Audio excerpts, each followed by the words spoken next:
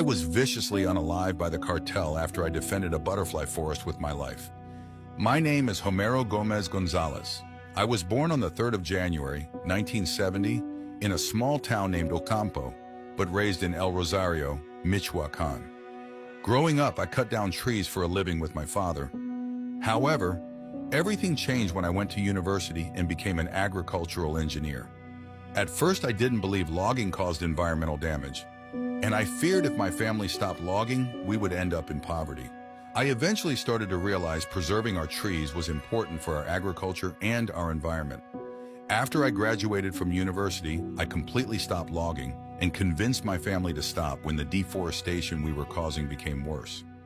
That's when I saw the potential in the area for tourism because it was so beautiful. So I formulated the idea of making a butterfly sanctuary. I collaborated my idea with scientists and conservationists. We made it happen. We had thousands of people who would come to see our beautiful monarch butterflies on the daily. However, I didn't know everything would soon change when organized crime groups began cutting down our trees for their own profit. Knowing how this goes, I knew soon they would start charging us for everything, even for our forests. However, I was quoted saying, "For as long as I am alive, I will not allow organized crime to penetrate our community." But I knew this was going to become a huge problem that had no solution. Our tourism dropped by 70% because of safety reasons. I eventually ran for mayor because I knew there had to be a change. However, I was eventually abducted.